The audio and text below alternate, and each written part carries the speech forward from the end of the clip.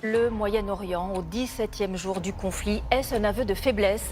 Des explosions ont été entendues à Dubaï. L'image de l'émirat est fragilisée. Je suis ressortissante française, j'espère que la France elle va me protéger et j'espère qu'ils vont me rapatrier en France. Oh là, c'est quoi ce film de fou là? Alors si on écoute les influenceurs et surtout les médias occidentaux, on a l'impression que Dubaï est sous les bombes, on est sous les bombardements incessants. Moi je m'appelle Agathe, pour ceux qui ne me connaissent pas, j'habite à Dubaï depuis 13 ans. J'ai investi depuis une dizaine d'années et je suis la fondatrice de l'agence Dubaï. J'habite ici à Dubaï, j'y suis, je suis pas partie. J'avais envie de faire cette petite vidéo en fait pour vous montrer à quoi ressemble le quotidien à Dubaï en ce moment. Et du coup je vais vous emmener avec moi. C'est petit spoiler, c'est un week-end de maman avec 2 enfants à Dubaï, donc vous attendez pas à quoi que ce soit de fun. Soyez aussi indulgents au niveau du montage, etc. Parce que je suis pas une pro de ce genre de choses, je suis pas une influenceuse, mais j'avais vraiment envie de rétablir la vérité, parce qu'à chaque fois que j'ai des clients qui m'appellent et qui me demandent comment ça va, qui sont super inquiets, je leur dis écoute, si je te dis vraiment comment ça va et à quoi ressemble mon quotidien, tu vas pas me croire, parce qu'il y a un tel décalage avec ce qu'on entend dans les médias que j'avais vraiment envie de vous le montrer. Comme ça, c'est pas que des paroles, mais il y a rien de plus parlant qu'une vidéo. Je vais vous emmener au mall, c'est le programme de ma journée. Je vais vous emmener au resto ce soir et je vais certainement sortir aussi après.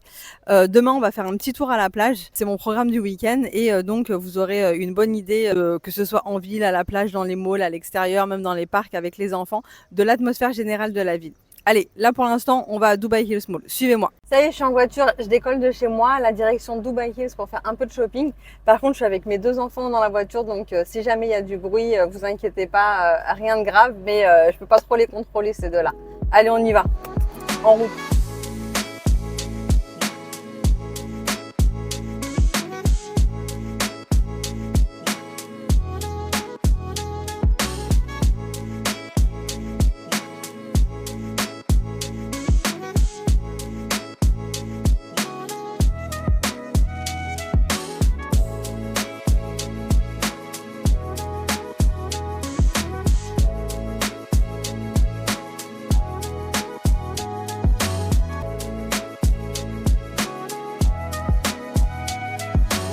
Ça y est, je viens d'arriver à Dubai Hills Mall. Donc comme vous le voyez, voilà, c'est un samedi après-midi normal. Après c'est le ramadan aussi, donc c'est normal, il y a un petit peu moins de monde que d'habitude parce qu'on n'est pas encore au moment de la rupture du jeûne. Donc les gens ils vont sortir plus tôt après. Et je vous montrerai ce soir, j'ai prévu de sortir dans la Mall of the Emirates aussi. Donc voilà, vous verrez. Mais voilà, quoi qu'il arrive, on est dans un mall, donc c'est un peu compliqué de filmer. Et je vais pas filmer énormément. Je vais tourner la caméra discret, histoire de pas me faire griller par la sécurité. Et comme ça, vous pouvez vous rendre compte de l'ambiance générale.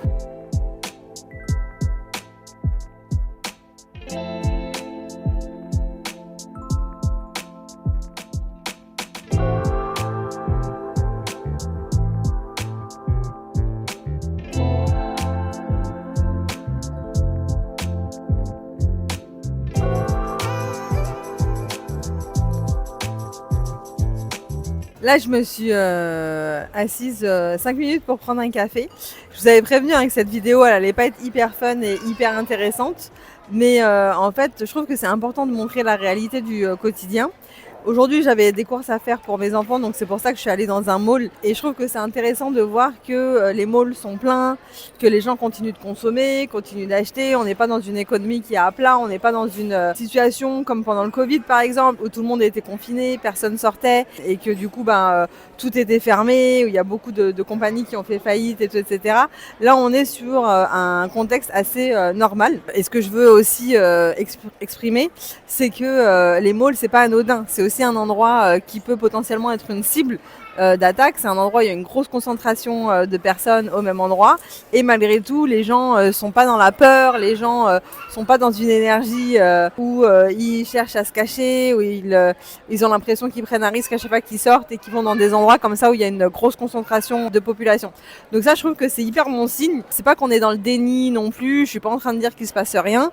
Oui, il se passe des choses. La situation, elle est très sérieuse, mais elle est pas désespérée et elle n'est pas aussi catastrophique que ce qui peut être décrit dans les médias en permanence en ce moment en France et en Europe en général. Je filme encore un petit peu pour vous montrer l'ambiance générale. En fait ici il y a vraiment beaucoup de monde. Je vais le refaire en étant un petit peu plus lente parce qu'en fait on n'a pas vraiment le droit de filmer normalement dans les lieux publics. Ouh là là, j'ai failli me faire rentrer dedans. Dans les lieux publics et donc du coup c'est un petit peu tendu. Donc j'essaye de le faire discrètement mais bon voilà, c'est pas hyper facile. En fait, la raison pour laquelle j'avais du shopping à faire aujourd'hui, c'est parce que normalement on doit partir en Thaïlande pour l'Aïd. Je sais pas si vous savez, mais c'est la fin du Ramadan et ici on a 4 jours de congé, donc les enfants sont en vacances. C'est une tradition ici de partir pendant l'Aïd, donc on avait booké ce voyage de longue date. Vous vous doutez bien que quand on part avec 2 enfants, c'est des choses qui se prévoient. Donc j'espère que je vais pouvoir partir malgré la situation. Et bon, je pars une dizaine de jours, donc je serai vite rentrée. Mais en tout cas, j'espère que mon vol sera maintenu et qu'on va pouvoir profiter en famille. Si on part, tant mieux, ça nous fera un break, on en a bien besoin. Si on part pas, tant pis, on restera à Dubaï. Et puis ça sera aussi bien comme ça. Bon, ça y est, j'ai fini mes achats. Je quitte Dubai Hills. Et comme convenu, on se retrouve tout à l'heure parce que je vous ai dit que j'allais passer le week-end avec vous. C'est moi et mon téléphone. J'ai pas d'équipe, j'ai pas mon fidèle partenaire qui est là pour me filmer. Donc soyez indulgents au niveau des vidéos. Mais le but, c'est que je vous emmène avec moi partout. Si je vais au resto, si je vais faire une petite sortie, si je vais à la plage demain ou même au parc avec mes enfants, vous serez avec moi et comme ça vous pourrez avoir la vraie vision sans filtre de comment on vit à Dubaï en temps de guerre avec des gros guillemets vraiment. Et vous pourrez avoir une vraie vision de notre quotidien et je pense que ça va pas faire de mal de rétablir un petit peu les choses. Allez, à toutes. Bon là je repars de Dubai Hills Mall, je rentre à la maison, ça tombe bien, je suis dans ma voiture donc du coup j'ai la date du jour. Je vous invite à la regarder, elle est juste là. Comme ça, vous êtes sûr que c'est pas une vidéo qui a été tournée avant parce que je connais les mauvaises langues et il y en a qui seraient capables de dire que la vidéo a été tournée avant et que c'est des mensonges, etc. Donc là, vous avez la preuve. On est le 14 mars et ça fait exactement 2 semaines que les attaques ont commencé de la part de l'Iran. Et regardez, on va vous montrer un petit peu la route pour rentrer vers chez nous. Nous, on est dans le quartier de Jumeirah. On est donc samedi soir, il est un petit peu moins de 20h et du coup vous pouvez vous rendre compte de je vous avais prévenu qu'il y avait les enfants, il y a des intrus. Vous pouvez vous rendre compte du coup du monde, de l'ambiance générale. Et voilà, on va rentrer à la maison, on va se changer et ensuite on ressort et comme prévu on se retrouve tout à l'heure parce que je vous emmène avec moi au resto et peut-être après pour une petite chicha.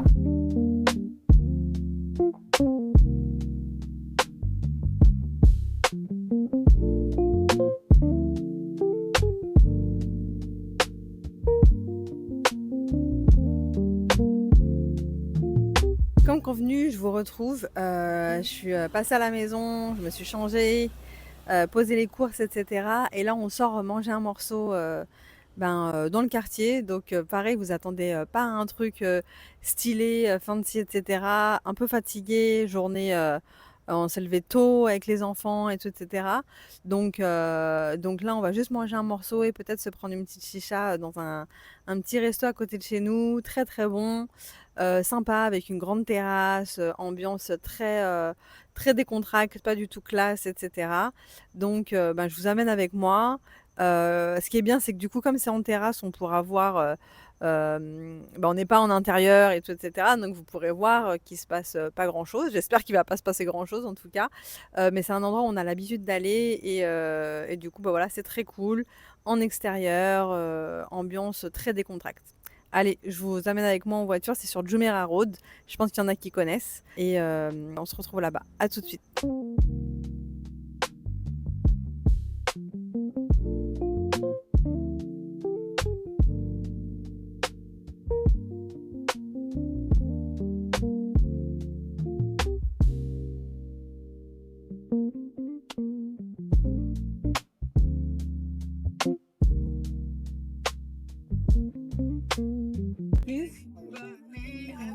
Two shisha min, 1 shish tawi,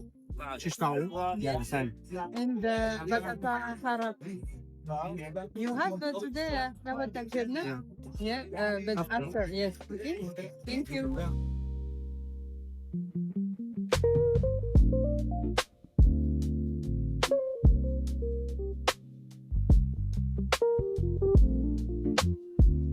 Bon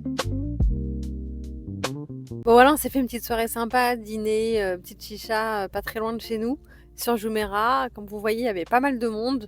C'est un samedi soir, bon il y avait pas de match. Ici, ils sont fans du Barça ou du Real, donc quand c'est un match, du Barça ou du Real, c'est plein, on entend les gens célébrer et tout. Aujourd'hui, c'était, un petit peu plus calme et comme vous avez vu, il y avait quand même pas mal de monde. Pour nous, la soirée est finie, on rentre à la maison, on va se coucher et je vous retrouve demain matin.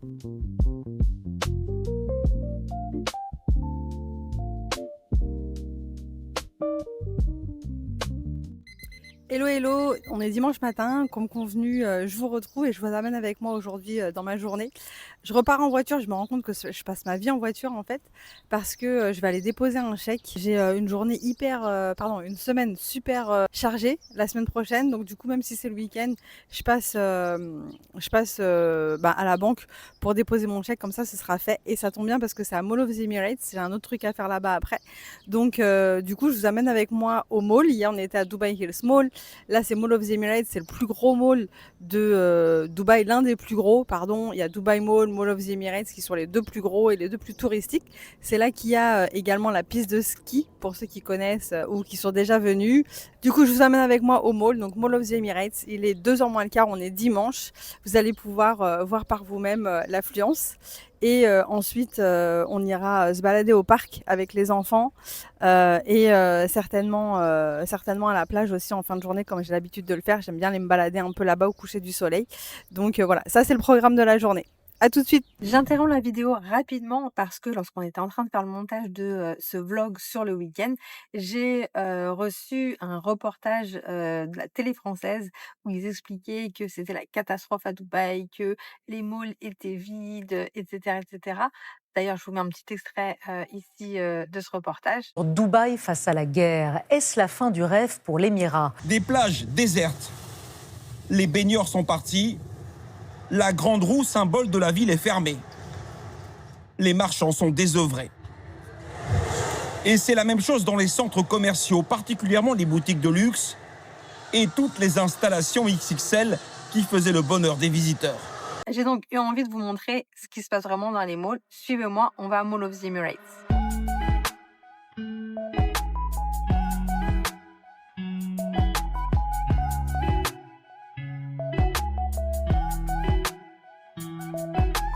Ça y est, je viens d'arriver dans le parking de Mall of the Emirates. Décidément très glamour cette vidéo. J'en profite pour vous montrer la date et l'heure parce que, encore une fois, qu'il n'y ait aucun doute sur cette vidéo a été prise avant, après, qu'il y ait des doutes sur la date, etc. Donc je vous le montre tout de suite. Voilà, je reprends. Donc il est bien 13h58 et on est le 15 mars 2026. Je vous retrouve tout de suite à l'intérieur du mall pour vous montrer un peu l'ambiance générale. À toutes.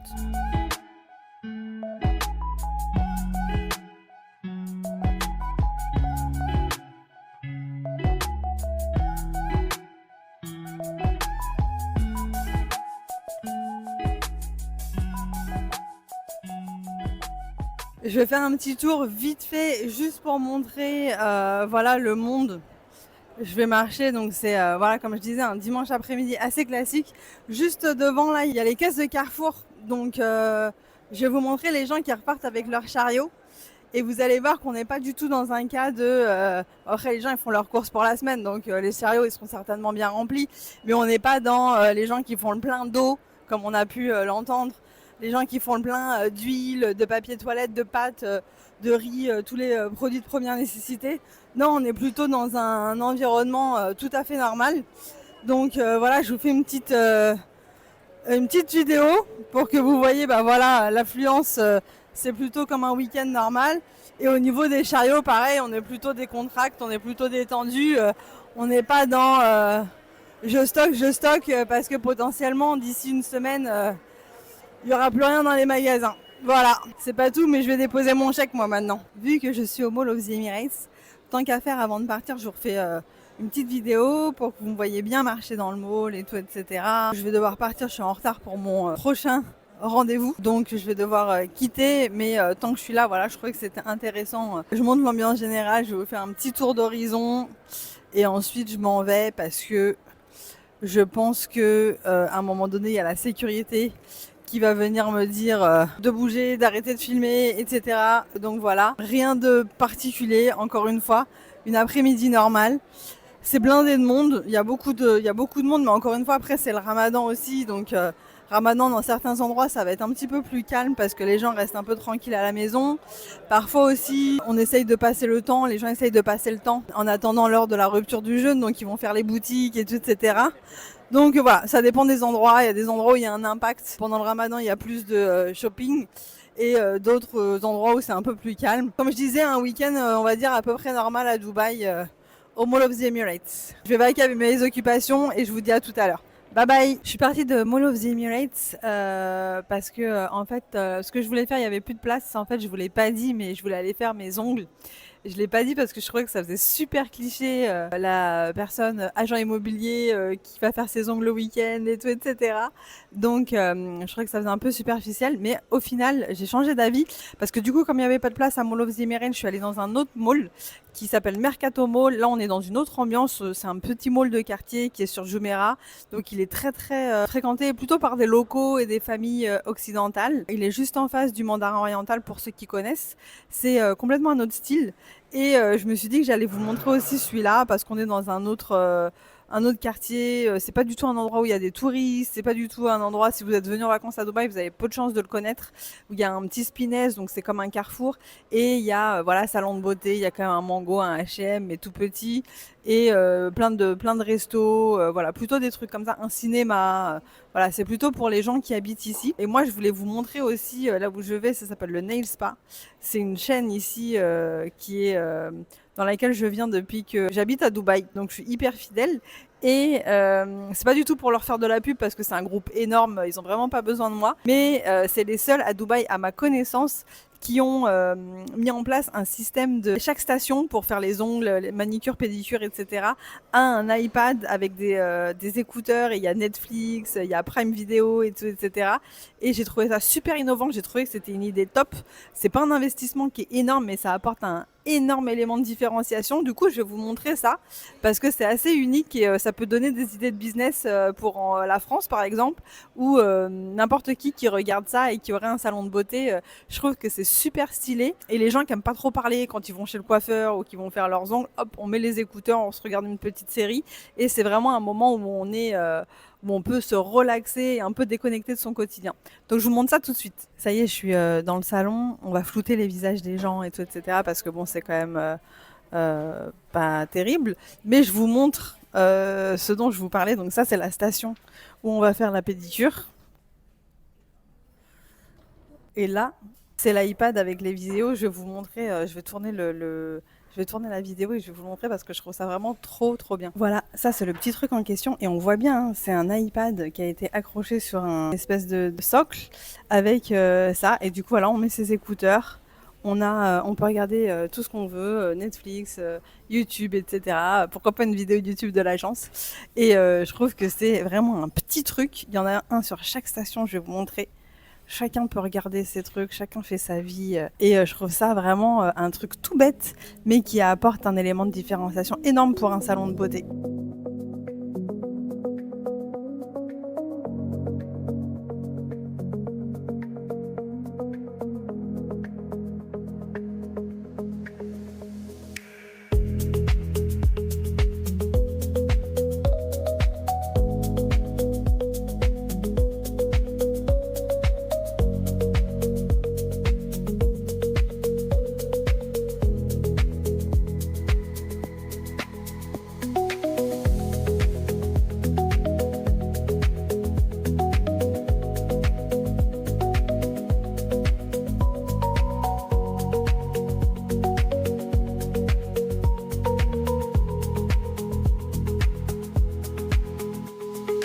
Hello, comme convenu, je vous retrouve à Kite Beach. Je vais faire un petit tour d'horizon parce que je pense qu'il y en a pas mal qui connaissent cet endroit. Juste derrière moi, là, c'est Salt. Vous connaissez, j'imagine. Ils sont, d'après certaines personnes, le meilleur burger de Dubaï, donc je pense qu'il y en a pas mal qui connaissent. Je vais vous montrer un petit peu les alentours. D'abord, je voudrais aborder un sujet. Vous allez le voir là, à Kite Beach, il y a plein de familles. Je vous montre derrière, là, tout le monde est venu manger son petit burger là en fin d'après-midi, etc. Il y a beaucoup de familles et souvent les gens de mon entourage me demandent comment je gère cette situation avec mes enfants. Il y a des gens qui disent que c'est des feux d'artifice et que c'est la fête et tout, etc. Moi personnellement, j'ai pris la décision de ne pas dire ça à mes enfants. Bon, j'ai un petit garçon qui est trop petit, de toute façon, il peut pas comprendre. Mais ma fille, elle a 7 ans et demi. Et en fait, elle entend les alarmes. Elle voit que quand il y a une alarme, on vient la chercher si elle joue dans le jardin, et tout, etc. pour qu'elle vienne se mettre à l'abri.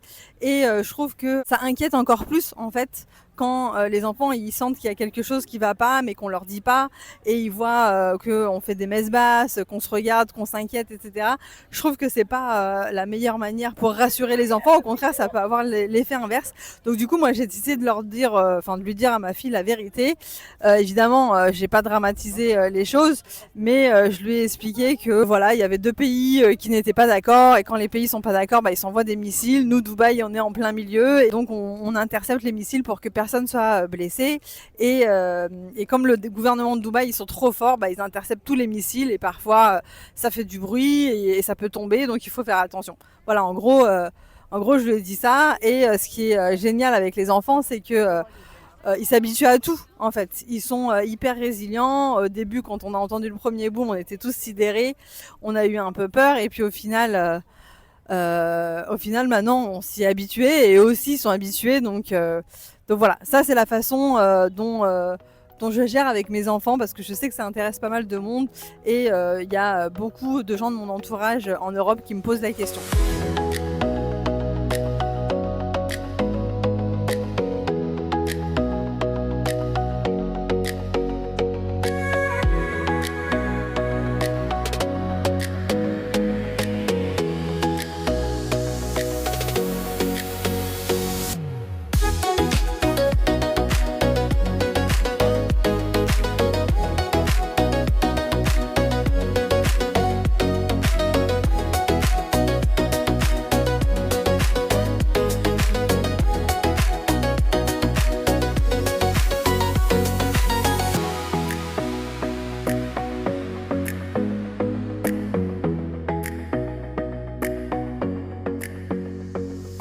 Là, je suis sur la plage encore de Kite Beach et j'ai choisi ce spot parce que c'est un endroit que pas mal de personnes vont connaître aussi. C'est l'endroit où il y a tous les food trucks. Là, ils sont derrière moi et là, voilà, il y a la plage, il y a la mer, etc. Et en fait, je voulais aborder un autre point que j'entends beaucoup en ce moment et je voudrais faire une petite mise au point, mettre les choses au clair.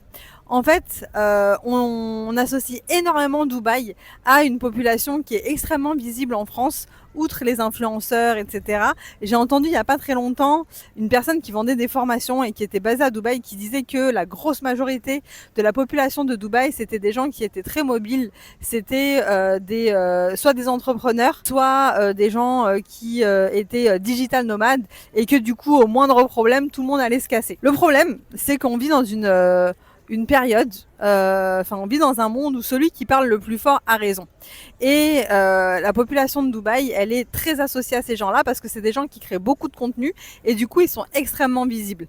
Maintenant, c'est pas parce que vous êtes visible que forcément vous représentez la majorité de la population à Dubaï. À Dubaï, il y a 4 millions d'habitants à date. Ces 4 millions d'habitants, c'est pas des infopreneurs et des digital nomades.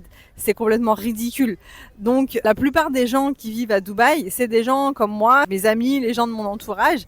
On est ancrés ici. C'est-à-dire qu'on a notre boulot qui est ici, on a nos enfants qui sont à l'école ici, on a nos amis. Moi, je suis là ici depuis 13 ans et j'ai ma boîte. En l'occurrence, je suis entrepreneur, mais pour autant, j'ai pas envie de partir du jour au lendemain. Je connais énormément de gens. La plupart des gens de mon entourage sont soit salariés et ils ont construit une carrière ici depuis des années, soit ils sont effectivement entrepreneurs, mais ils ont des business physiques ici. Ils ont des groupes de restaurants, ils ont des salons de beauté, des studios de pilates, des salles de sport, etc., etc. La liste est longue. Et en fait, nous aujourd'hui, et même les relations amicales qu'on a créées ici, aujourd'hui, si on part, En fait, il va falloir qu'on fasse une croix sur les 10-15 dernières années de notre vie, de 30 à 45 ans. Donc, c'est les années où vraiment, qui représentent une grosse partie de notre vie d'adulte, la période de notre vie où on construit, justement. Et à part dans une extrême nécessité, on partira pas, en fait. On restera ici, puisque ici, c'est chez nous, c'est notre maison. Et c'est là que est toute notre vie. Donc, quand on dit la majorité des gens de Dubaï, ce sont des infopreneurs et des entrepreneurs, et donc du coup, du jour au lendemain, ils peuvent prendre leur clic et leur claque et partir. J'ai vu ça il y a 2 jours sur Instagram, ça m'a tendu. C'est complètement faux, en fait. Oui, il y a une vague de gens qui sont arrivés en mode post-Covid. Oui, il y a des gens qui sont là en ce moment, effectivement, pour des raisons fiscales. Nous, on n'est pas là pour ça. On est là parce qu'on a construit notre vie ici, parce qu'on adore vivre ici. Et demain, s'ils mettaient des impôts à Dubaï, on resterait, en fait. Parce que notre vie est ici et c'est chez nous, tout simplement. Donc ça, c'est quelque chose vraiment que je voulais illustrer avec Kite Beach, parce qu'aujourd'hui, tout ce que vous voyez, tous les gens que vous voyez là derrière moi, toutes les familles et tous ces gens qui sont à la plage un week-end, ce ne sont pas des touristes. Déjà, c'est une plage qui n'est pas une plage d'hôtel, etc. Et en plus, en ce moment, il n'y a pas de vol qui viennent à Dubaï, et même les gens qui avaient prévu de passer des vacances à Dubaï, je pense pas qu'ils vont y venir en ce moment. Donc ce que vous voyez, tous les gens que vous voyez ici, qui sont en train de passer une après-midi en famille à la plage, ce sont pas des touristes, ce sont des habitants de Dubaï. Ils sont pas dans des beach clubs super stylés, ils sont pas dans des quartiers, c'est pas des créateurs de contenu, des influenceurs, des infopreneurs ou quoi que ce soit. Ce sont des vrais gens, des vrais résidents qui habitent ici, et cette partie-là de la population ne partira pas. D'ailleurs, ils sont tous là et ne partira pas pour un oui ou pour un non, parce qu'on a construit notre vie ici et qu'on reste. Et tant que ces résidents qui représentent vraiment le cœur de Dubaï, la population de Dubaï ne s'en va pas, il n'y aura aucun impact sur l'économie. Il y aura, on va me parler encore d'immobilier, peut-être qu'il va y avoir un impact sur l'immobilier, mais à moyen terme, c'est pas encore le moment de s'en rendre compte. Pour l'instant, en tout cas, c'est pas le cas. Parce que tous ces gens-là vivent ici, et tous ces gens-là vont continuer à avoir besoin de se loger, de vivre en famille, etc. Voilà.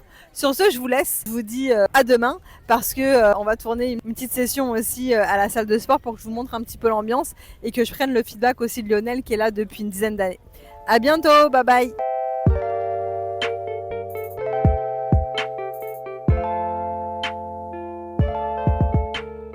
Hello hello, comme convenu, on va terminer ce week-end ensemble à la salle de sport.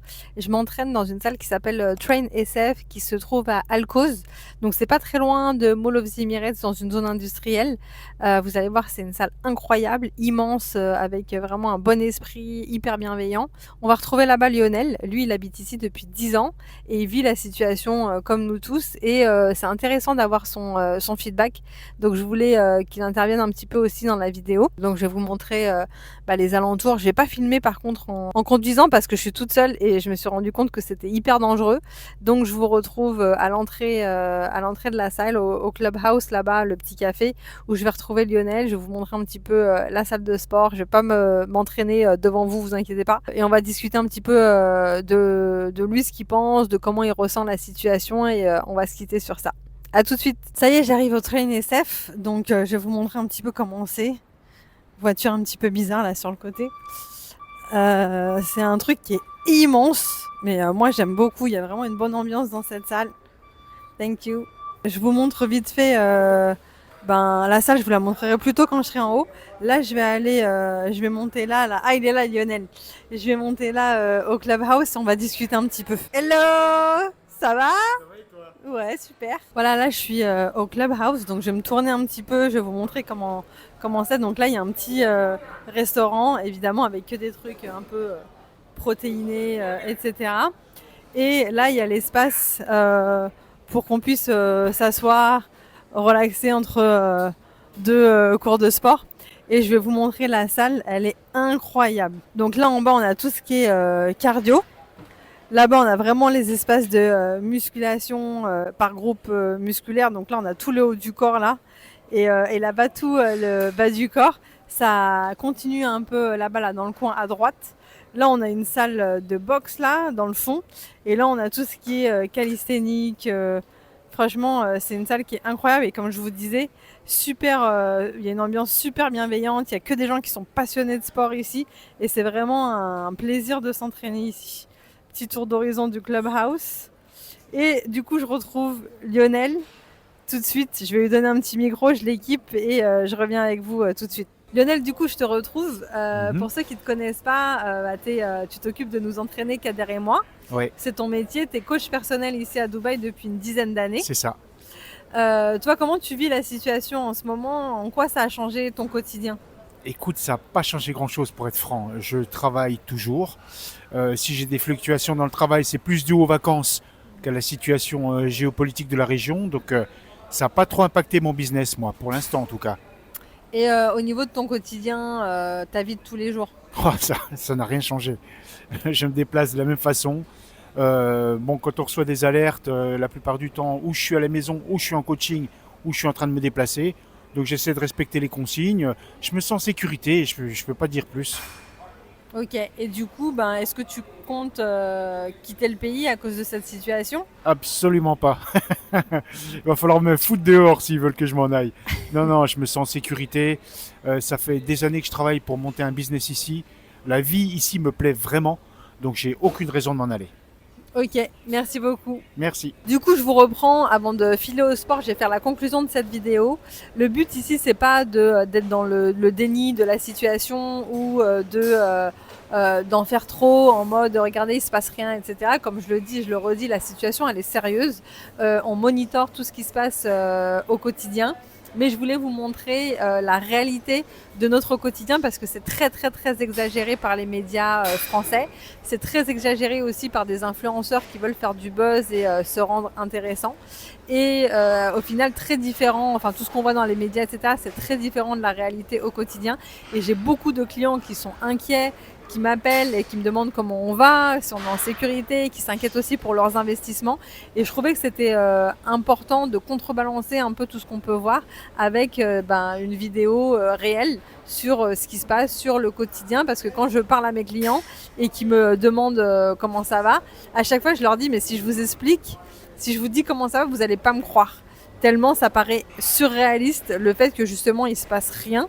Que, à part certaines alertes et les interceptions de missiles qu'on entend de temps en temps, on vit tout à fait normalement. Donc j'espère que pour certains d'entre vous, ça vous aura rassuré, mais en tout cas que ça vous aura éclairé sur la réelle situation ici. En attendant, je vous dis à bientôt, passez une bonne fin de week-end et on se retrouve dans une prochaine vidéo. Bye bye!